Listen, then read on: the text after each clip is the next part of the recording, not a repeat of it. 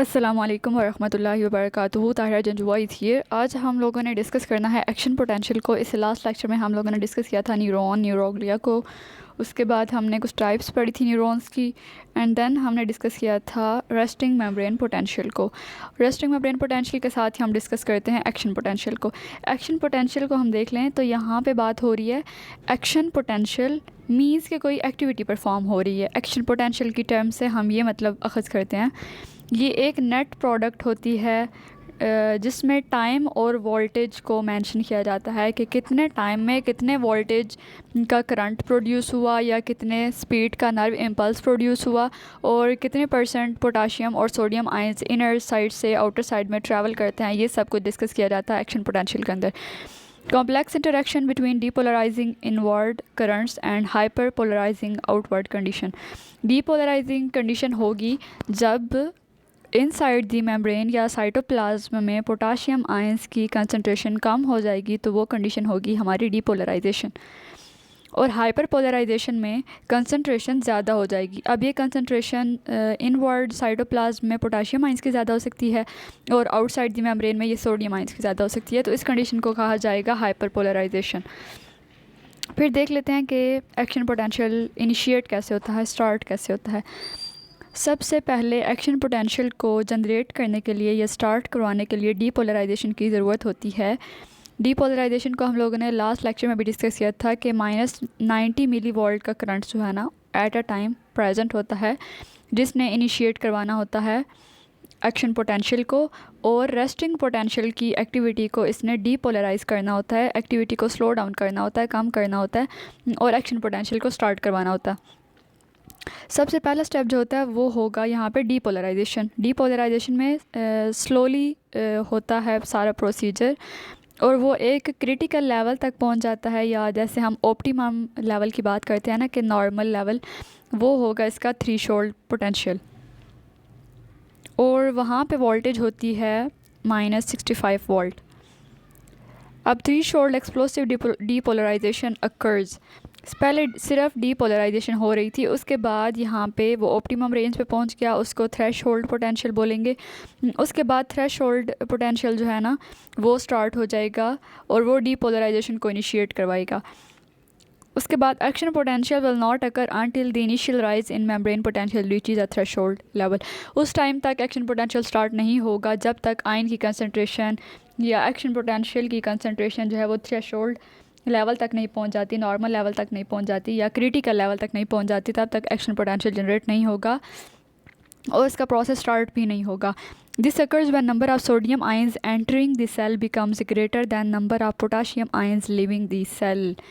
अब threshold level कब maintain होगा? जब सोडियम आयंस जो कि सेल के अंदर एंटर हो जाएंगे, एंटर होते हैं सेल के अंदर, उनकी कंसंट्रेशन जब ज़्यादा होगी बनिस्बत पोटाशियम आयंस की जो लीव कर रहे हैं सेल को, तब हमारा लेवल मेंटेन होगा, तब एक्शन पोटेंशियल इनिशिएट होगा और वो लेवल जो है वो होगा हमारा थ्रेशोल्ड लेवल। आई होप आपको क्लियर हो गया होगा। उसके बाद एक्शन पोटेंशियल की करैक्टरिस्टिक्स देख लेते हैं कि कौन सी खसूसियात होती हैं। एक्शन पोटेंशियल जो है वो ऑल और नन लॉ को मेंटेन करता है, या तो वो ये सब फैक्टर्स जो है ना इनको काउंट कर रहा होता है, ये डीपोलराइजेशन हाइपर पोलराइजेशन को और उसके बाद थ्रेशोल्ड लेवल को मेंटेन कर रहा होता है, या सिंपली ये डिस्कस किया जाता है कि नंबर ऑफ सोडियम आयंस कितने थे और नंबर ऑफ पोटाशियम आयंस कितने थे इनसाइड द सेल या outside the cell. Height of an action potential is always same irrespective of the strength of stimulus. अगर हम इसको ग्राफ की फॉर्म में देखें या कर्व्ड ग्राफ को देखें तो वहाँ पे जो पीक लेवल होगा ना, पीक लेवल को यहाँ पे हाइट कहा हुआ है, तो एक्शन पोटेंशियल की जो हाइट होगी वो सेम रहेगी, क्योंकि जो सारा प्रोसेस हो रहा है उसमें एक ऑप्टिमम लेवल का या एक कांस्टेंट लेवल का जो मिली वोल्ट में करंट हमें चाहिए होगा या एनर्जी चाहिए होगी वो मेंटेन रहेगी। No action potential is produced if the stimulus is subthreshold. अगर स्टिमुलस नहीं होगा तो एक्शन पोटेंशियल जनरेट नहीं होगा, स्टिमुलस प्रेजेंट होगा तब ही एक्शन पोटेंशियल इनिशिएट हो सकेगा। वोल्टेज के गेट्स प्रेजेंट होते हैं जो सोडियम चैनल के पास भी होते हैं और पोटाशियम चैनल के पास भी होते हैं, जो ये बता रहे होते हैं कि कब चैनल ओपन हुए और कितने सोडियम आयंस इनसाइड मूव किए इनसाइड द सेल मेम्ब्रेन या साइटोप्लाज्म और कितने आउटसाइड द मेम्ब्रेन गए। उसके बाद जब एक दफ़ा एक्शन पोटेंशियल जनरेट हो जाता है तो तब टिश्यूज़ में उसकी एक्टिविटी को देखा जाता है कि एक्टिविटी उसकी कैसी परफॉर्म हो रही है। या अब दोबारा एक दफ़ा देख लेते हैं कि कौन कौन से सब लेवल जिसके अंदर इंक्लूड होते हैं। Rapid large alterations in the membrane potential during which time the membrane potentially may change. हमें अच्छी तरह पता है कि एक्शन पोटेंशियल के दौरान जो मेम्ब्रेन पोटेंशियल होता है बेसिकली जिसको हम मिली वोल्ट में काउंट कर रहे हैं या मेजर कर रहे हैं ना, जिसको हमने यहाँ पे मेंशन किया हुआ है, वो है हमारा मेम्ब्रेन पोटेंशियल। वो चेंज हो सकता है 100 मिली वॉट तक भी जा सकता और -70 से +30 मिली वॉट तक भी जा सकता है और फिर वो रीपोलराइज हो जाएगा to its RMP, resting membrane potential. अब देख लेते हैं कौन कौन सी चीज़ें इसके अंदर इन्वॉल्व होती हैं, कौन सी एक्टिविटीज़ परफॉर्म कर रही होती हैं। Nerves, muscle cells, endocrine, immune and reproductive cells. अब अगर यहाँ पे ग्राफ देखें तो एक साइड पे वोल्टेज है हमारे पास, एक्स एक्सिस पे टाइम है और वाई एक्सिस पे वोल्टेज है हमारे पास मिली वोल्ट के फॉर्म में, और पीक जनरेट हो रही है +20 वोल्ट के ऊपर। और इससे पहले -60 मिली वोल्ट से रेस्टिंग इनिशिएट हुआ, उसके बाद अपनी पीक पे गया और आफ्टर पोटेंशियल या जिसको डीपोलराइजेशन कहा जाता है उसके बाद उसका लेवल डाउन हुआ और टाइम उस टाइम था 2 सेकेंड। और उसके बाद आफ्टर पोटेंशियल इफ़ेक्ट्स जो हैं उनको देखा गया यहाँ पे। एक्शन पोटेंशियल को ब्रीफली एक्सप्लेन करें तो एक्शन पोटेंशियल को नर्व इम्पल्स भी कहा जाता है क्योंकि एक्टिविटी परफॉर्म कर रहे होते हैं और एक न्यूरॉन से दूसरे न्यूरॉन में मैसेजेस को कन्वे कर रहे होते हैं, ट्रांसफ़र कर रहे होते हैं। ये पल्स लाइक वेव होती है, वोल्टेज की वेव होती है जो एक्सॉन्स के ऊपर एक्सॉन्स के थ्रू ट्रैवल करती है और दूसरे न्यूरॉन्स के ऊपर असरअंदाज हो रही होती है। एक्शन पोटेंशियल में 2 मेन फेजेस होते हैं जिनको कहा जाता है डीपोलराइजेशन और रीपोलराइजेशन। डीपोलराइजेशन के दौरान सोडियम चैनल जो है ना, यानी सोडियम चैनल में सोडियम आयंस प्रेजेंट होते हैं, वो सेल को स्टिमुलेट करते हैं, सेल की एक्टिविटी को इनिशिएट करवाते हैं। उसके बाद है रीपोलराइजेशन। रीपोलराइजेशन में इनएक्टिवेशन हो जाते हैं, सोडियम आयंस कोई भी काम परफॉर्म नहीं कर रहे होते हैं और पोटाशियम आयंस जो है ना वो अपनी एक्टिविटी परफॉर्म कर रहे होते हैं और वो सेल की इनहिबिशन कर रहे होते हैं। इनहिबिशन मींस एक्टिविटी को स्टॉप कर रहे होते हैं, स्लो डाउन कर रहे होते हैं। इस कंडीशन को कहा जाता है रीपोलराइजेशन। जो नॉर्मल आयन की कंसंट्रेशन होती है ना, उसमें दोनों सोडियम आयंस और पोटाशियम आयंस का इनसाइड साइटोप्लाज्म और outside the membrane concentration constant होनी लाजमी होती है। लेकिन फिर भी ये देखा जाता है कि कितने सोडियम आयंस मूव कर रहे हैं इनसाइड और कितने पोटाशियम आयंस लीव कर रहे हैं। Action potential stops at the end of the neuron.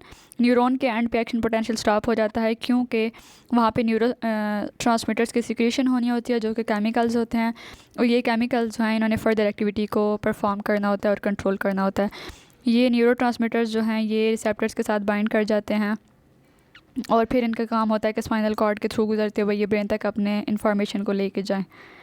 जैसे डायग्राम में देखा हुआ है कि -70 मिली वोल्ट पे लेटेंट पीरियड था, एक्टिविटी स्टार्ट होने वाली थी बिफोर स्टार्टिंग द एक्टिविटी, ये वो वाली कंडीशन थी।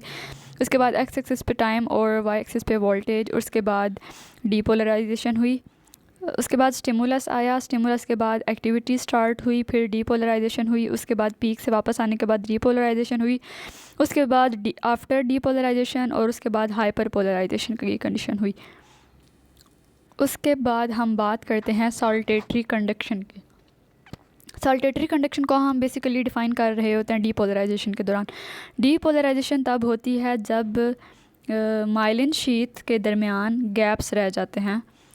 These gaps are called nodes of Ranvier. उन गैप्स को कहा जाता है नोड्स ऑफ रेनवियर। और माइलिन शीथ जो है ना वो प्रिवेंट करती है मूवमेंट ऑफ सोडियम और पोटाशियम आयंस का क्रॉस एक्सॉन मेम्ब्रेन को प्रोटेक्ट कर रही होती है। या हम कहते हैं कि जो सोडियम और पोटाशियम आयंस की मूवमेंट होती है वो हो ही नोड्स ऑफ रेनवियर पे हो रही होती है, ये भी हम कह सकते हैं। लेकिन यहाँ पे बात हुई है कि माइलिन शीथ प्रोटेक्ट कर रही होती है सोडियम और पोटाशियम आयंस को ताकि वो इजीली एक्सॉन की मेम्ब्रेन से पास कर सकें। The impulse jumps from node to node. जो इम्पल्सेस होते हैं ना ये एक नोड से दूसरे नोड में जंप कर रहे होते हैं, ट्रांसफ़र हो रहे होते हैं और इसी तरह इन्होंने एक न्यूरॉन से दूसरे न्यूरॉन तक जाना होता है। इनकी इस मूवमेंट को, इस जंपिंग को, इस एक्टिविटी को कहा जाता है सॉल्टेटरी कंडक्शन।